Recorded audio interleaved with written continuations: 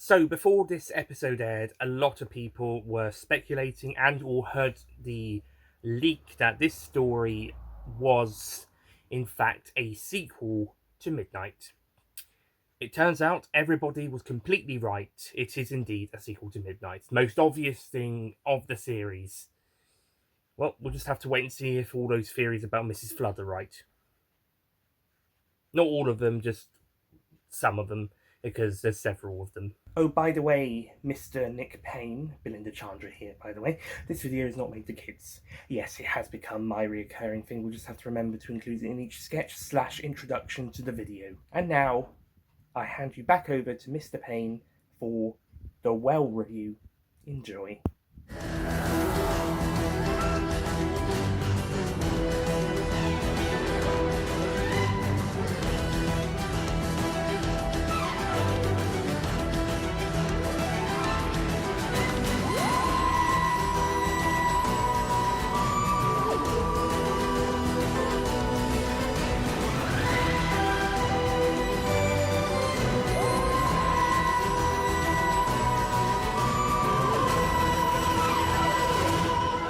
Hello, ladies and gentlemen, Nick here, and welcome to my review of Doctor Who Season 2, Bad Wolf, or Series 15 of the Revival, or Season 41 overall, Episode 3, The Well, also known as Midnight Part 2, as Mr. TARDIS, I believe, called it, or Midnight 2, Midnight Harder. Or actually, it feels more like the Midnight equivalent to Aliens, whilst Midnight was like Alien, as I compared it in my reaction, in a similar way to Time of Angels Flesh and Stone being the Weeping Angels aliens to Blink's Alien, which I believe was Stephen Moffat's way of describing it. And I think the same can be said for the Midnight duology, Midnight and this story, The Well. So yeah, as mentioned in the opening skit, as well as in the reaction, yeah, everybody who was predicting this story to be a Midnight sequel, theorizing it, or who had heard the leak, were entirely correct. Well done, you. As I said in the skit, we'll just have to find out if any of the other theories and rumours are true. Well, I specifically said Mrs. Flood, but anything else as well. So the plot of The Well, as well as being a Midnight sequel, is that after the events of Lux, the Doctor and Belinda are still trying to get back to Earth, May the 24th, 2025. At the moment, they're still using the Vindicator to try and get back to that location and time. So they arrive in the far future, around 4,000 years after the events of Midnight, the Series 4 or Season 30 episode, Series 4 Revival Season 30 overall. So they arrive on this spaceship heading towards Midnight, although it's not called Midnight anymore, but we'll call it Midnight to avoid confusion. So it's on its way there, but several thousand years into this, is it like, yeah, 4,000 years into the future? So they arrive on the ship, and then they're literally flung into from the ship down to the planet, and they use the Vindicator on the surface to try and pinpoint their way back to May the 24th, 2025. However, after arriving on the planet, they team up with the troopers of this squadron that they've arrived on the spaceship of, and they go to investigate a mining colony that was mining mercury on the planet, because all contact went quiet. Seeing the aliens parallel here? The troop arrive into the base and start investigating, and discovered that pretty much everybody there, bar one person, is dead, with half of them apparently being strangled or assaulted and killed via brute force, and the other half shot. Like they were shot with the guns. And all the mirrors have been broken. All the reflective surfaces have been broken until they find the sole survivor, Alice. Initially believing her to be the cause of the situation, the Doctor is able to, because she is a deaf character, played by a deaf actress, the Doctor is able to use sign language, and probably in the best use in the series. We've had a deaf actor in the series before, and who played a deaf character, and they use sign language in that story, Under the Lake and Before the Flood. But this time round, the Doctor uses it a bit more to to communicate with Alice, although they've also got the texting as well, so the characters can still communicate with her even without sign language. But it is really good that the Doctor is using British Sign Language to talk with her. So they then investigate further and they discover the well that was digging for mercury that went 5 miles down. The original working title of this story was 5 Miles Deep, which sort of makes sense, but I think the well makes better sense because they don't go 5 miles down.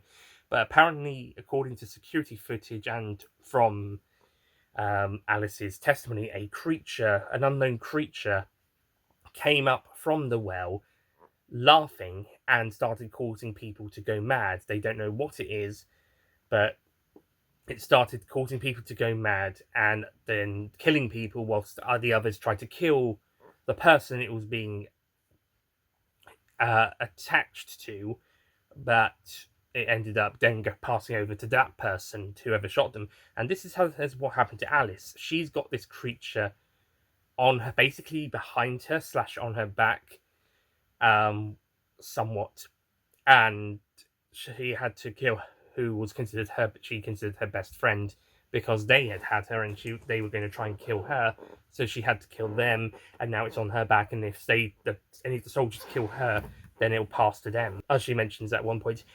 And the Doctor realizes, because they're on Midnight, that this is indeed the Midnight entity from that past story. Or at least he believes it's the same one anyway. It's sort of confirmed it is the same one, or at the very least, it knows about the Doctor from the past experience. So it could be the same one, but on the other hand, maybe they have learnt about the Doctor, so maybe it's passed down. It depends on how long the lifespan of the Midnight entity is, and how many of them are there. I think it's supposed to be the same one from Midnight, but it doesn't necessarily have to be, considering what the ending sort of implies, or at least leaves open to interpretation, but I'll get onto that later. So as the creature starts being a bit more noticed by everybody, then they start trying to investigate what's behind Alice, but then it starts killing people, so you can't go behind it or it will kill people. So the soldiers get a bit panicky, bit like in Midnight, but then we get to the point where a character called Cassio, then, as well as also a bit of turn left, come to think of it, as something behind her, like something on your back, sort of. But then we get to the point where Cassio, the second in command, then goes all Colonel Catchlove from Empress of Mars on the team commander and tries to take command, and eventually ends up getting half of his team killed, and the commander has to eventually trick Alice to stand in front of him so that he is then flung across the room to stop him causing the deaths of other people. And yeah, I mean, out of the 6 who had died, well, the first one wasn't because of Cassia, but that one was going around. That was to show what happens, and then the other guy was Trooper 2, and he was volunteering to do what Cassio said. And then after that, that's when Cassio starts running around the place, and then 3 others get killed. One of whom looked like he was trying to desert, so I suppose in a military court they could say that he basically got his comeuppance, but the other 2 were entirely innocent. So, yeah, as was the first one. So, yeah, Cassio got himself and 5 others killed because he was an idiot. I mean, okay. And also, he's basically shouting at the Doctor and threatening to kill him if he even speaks at this point in time as well. I can assure you, if this was William Hartnell's Doctor, he would be like, "Don't you tell me to shut up, and don't you threaten me with death, sir! You listen to me right now!" I can guarantee you, I mean, that's the Doctor I can imagine straight away in this situation, basically snapping back and being like, "Don't you threaten me, sunshine," is William Hartnell's. I mean, you can put any Doctor in another story situation, like you can swap out Doctors and see how they would respond to these situations in fan head canon. And I can guarantee, if this was the first Doctor story, he would absolutely not be taking any shit from Cassio. I don't even think Peter Capaldi's 12th Doctor, if you want a more recent incarnation, or Chris Eccleston's 9th, they would not take any of this from Cassio. To be honest, I wouldn't have actually expected shoot a gap with 15th Doctor to do so. I think he would have actually stood firm. But then again, maybe that's also how I would write the story rather than how Russell T Davies or Shana, can't remember her name, but text on the screen, the new co-writer of the story, how they would write it. Yeah, I kind of went into a bit of a tangent about how this scene feels very Empress of Mars in my reaction. I'm not sure why, but if Midnight was a bunch of random strangers, normal humans panicking and getting very emotional because they were all scared at this unknown quantity, repeating their words and so forth.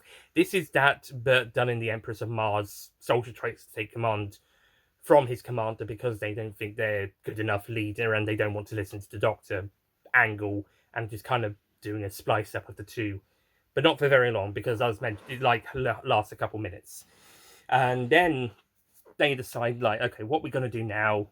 They think about leaving Alice, but we got a great moment where she says, "Don't turn your back on me," because she's deaf. She can't hear what they're saying without the text or the sign language, and that's when the Doctor says, "Mr. TARDIS has pointed out," was the moment where he realizes, no, we can't leave her.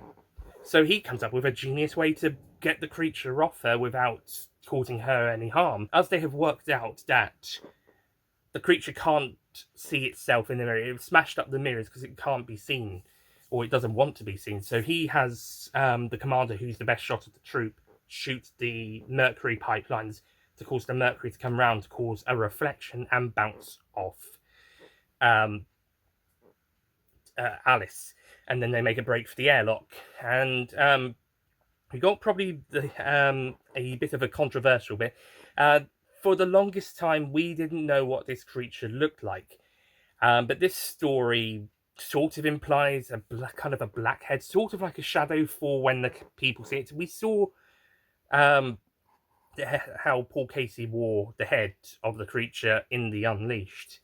And I was like, oh, is that what it's supposed to look like? Or at the very least in the, at least for the production. But yes, that is what the creature looks like. I did try to have a closer look on the second time round to see what the creature looked like. And yeah, it is sort of like a head, bit of a body, with that sort of the ink-lined eyes and maybe a mouth bit. And in the bits where they're running away and the Doctor tries to have a look at what it actually is and it's following them, see it sticking its head out, and then maybe a little bit of movement like the Cricket Man from High, just a little bit like it at one point, but it's a very few couple of seconds at best.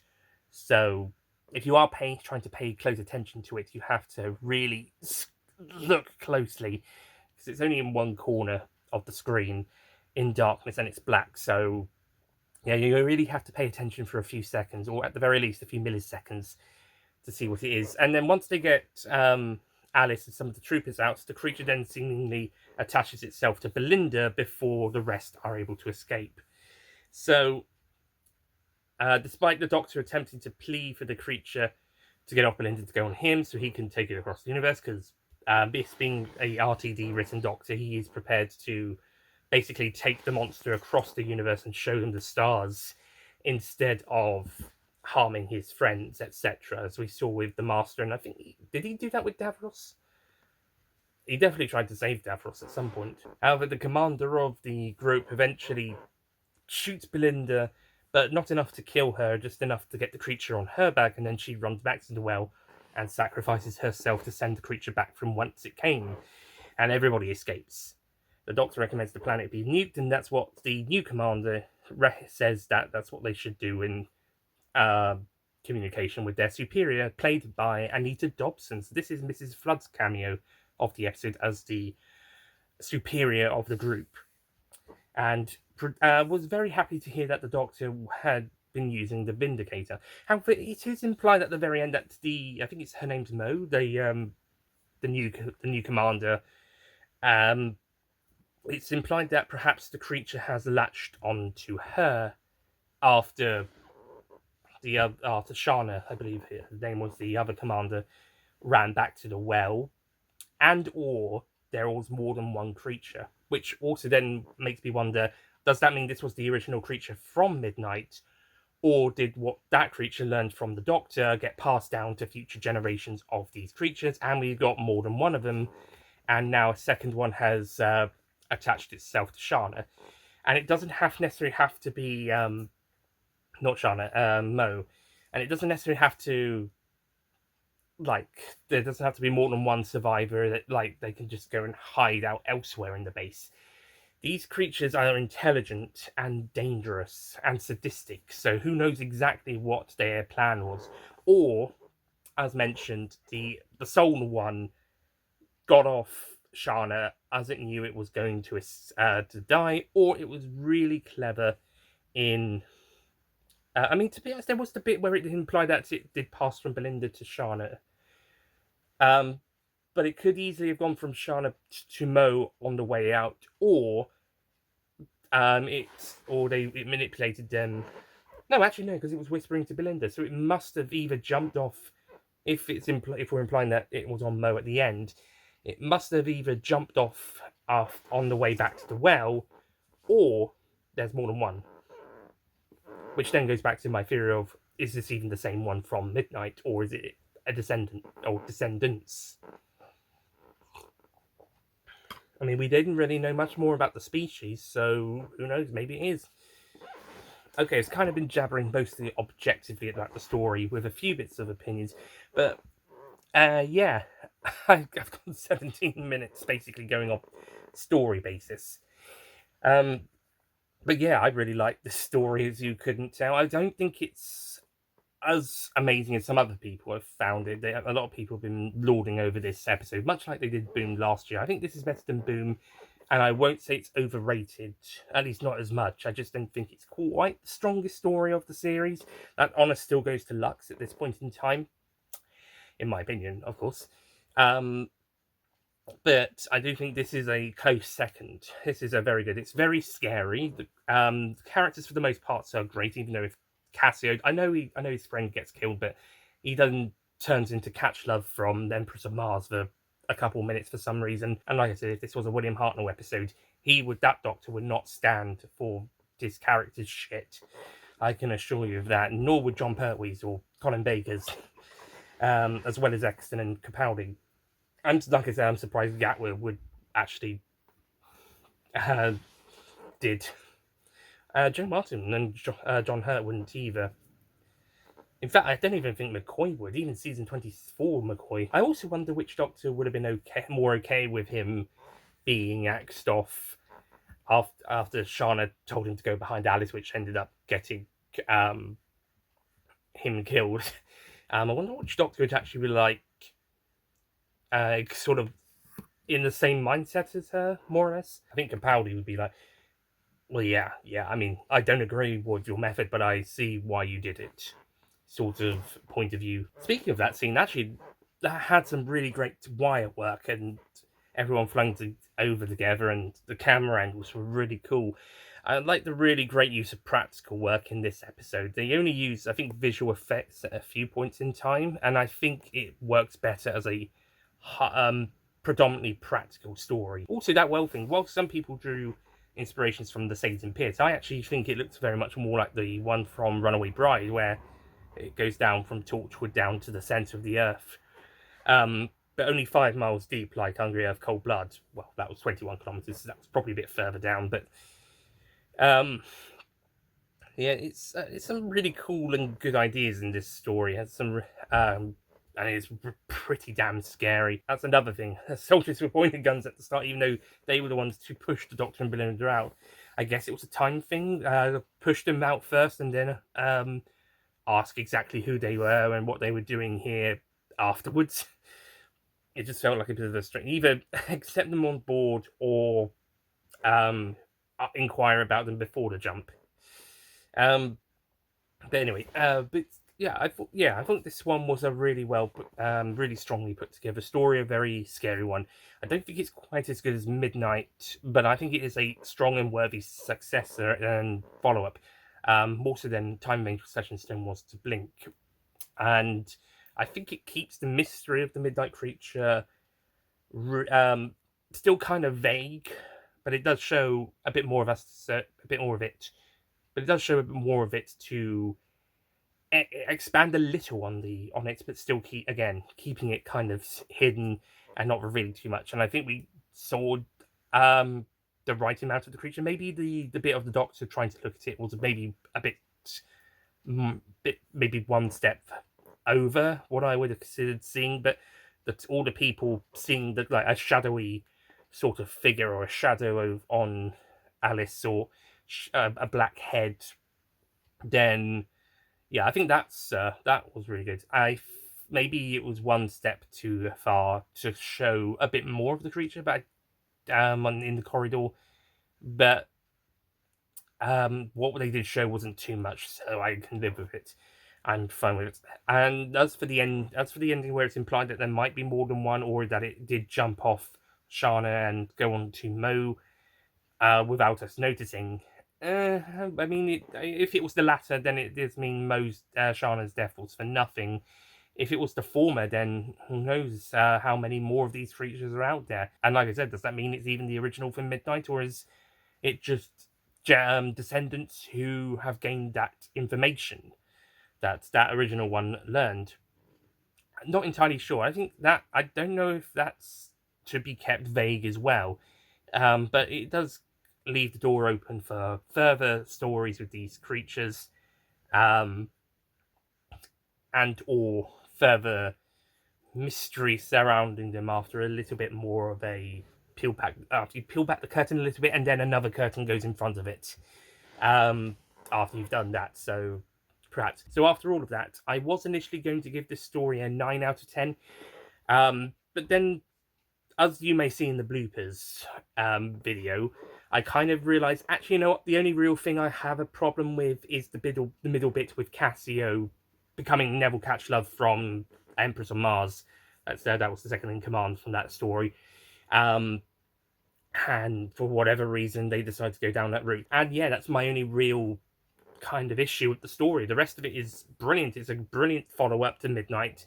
I still don't think it's quite as good as Midnight, but I do kind of tolerate the arguing more here than I did in that story, which is why I wasn't a fan of that story for quite some time before eventually coming round to, but that it was the point and it was handled really well objectively when I did the review in 2020 Retro Channel, if you want to go and check that out.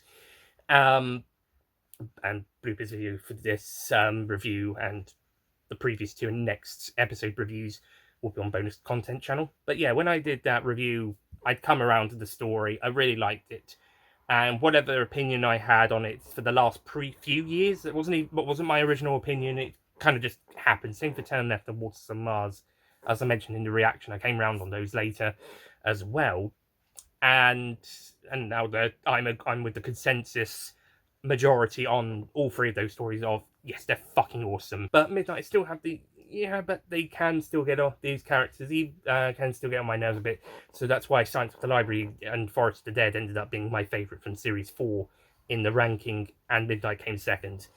Because I think I preferred watching the Silence in the Library two-parter to that. But other than that aspect, I think the rest of Midnight is stronger than this story, and I mean, but like I said, this is a really worthy successor to that story. And so I will also be giving The Well a well-deserved 10 out of 10.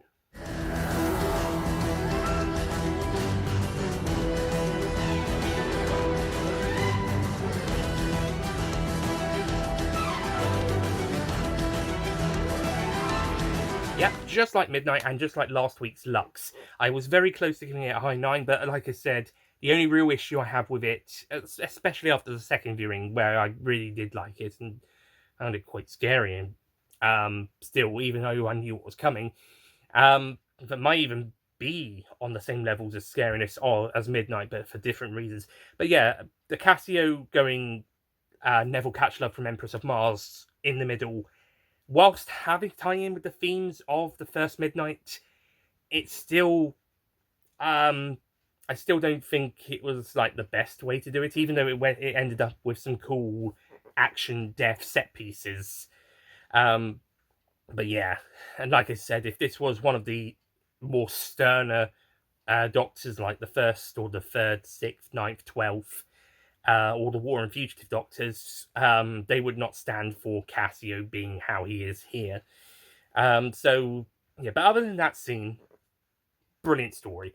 I would still say Lux is my favourite of the series so far, but this is like I said, it's a very close second of the series and a worthy successor to Midnight. But I'm not quite on the same level as the people who are really gushing over this story, like saying, like, move over Blink, we got a new top tier story, best episode, or even saying it's the best episode of the series. As I mentioned, that still goes to Lux at the moment, in my opinion. But unlike Boom from last year, where I thought that one was a bit overrated, even though I could totally see why lots of people loved it, and it is really good. But and I got into it a bit more in the second and third viewings of that story, but I more see why people love this episode more than Boom, which I think is a little overrated, even though I can see why people love it that much. But I think this one is more deserving of that love, and whilst I'm not quite on the same levels as there, I'm not far behind, so yeah, that's cool. But like I said, I still prefer Lux from this particular series, and I think, and I'm with the majority on agreeing that Midnight is still stronger than this one. But that means we've had two top tier episodes of not just the series but the era back to back this early on, coupled with the Robot Revolution. Whilst it is still the weakest episode of the series at this point in time, it's also the strongest, or one of the stronger stories that is what I would consider the weakest episode of the series, at least at this point in time. It's the best, or one of the best ones that looks to be bottom of the ranking, which still means we've got a home run on our hands, people. With 3 great episodes, 4 counting Joy to the World, because I did like Joy to the World. I thought that was quite emotional and had some good stuff in there as well. So yeah, season 2 or series 15 or season 41 potentially could be the best series we've had, at least since series 10 at the very most. It could maybe even series 5 of the revival. So maybe, so long as the other 5 episodes go to a similar standard. Then again, I did like season 1, but I'm very happy with what we've had so far this series, and it looks like most other people seem to be as well. So maybe season 2 or series 15, season 41 could be the best series of the show since 2017, if not 2010. That is exciting. Heck, if it keeps up this quality, it could even be the best series since series 4, 2008. So, yeah, and should the show not continue past this series or go on another break, it'll basically be the new era's equivalent of season 26. And that was awesome. Although it did have Ghostlight, which I wasn't so fond of, but the rest of it was awesome. So, yeah. So, okay, so next up is Lucky Day, which features the return of my girl Ruby Sunday and Unit, plus also this guy called Conrad's in it. What happens in Lucky Day? We'll find out next time. And I'll see you guys then for that. Although, slight update, so I'm going to the BFI for the Doctor Who 20th Revival's 20th anniversary of the event. I'm not sure when the reaction will come. If it's not Saturday night, it might be Sunday. Even if I record it on Saturday or Sunday morning, it might not come until later on Sunday or Monday morning. So, slight delay there. And then I'm hoping to help out at a show next week, but we'll see how that goes. So the review of Lucky Day and the reaction to the story and the engine might also be a little bit delayed, but we'll see how it goes. But again, story in the engine I might not even see till Sunday. But we'll see how it all goes. In the meantime, thank you so much for watching this review, and I'll see you all next time for Lucky Day. Goodbye.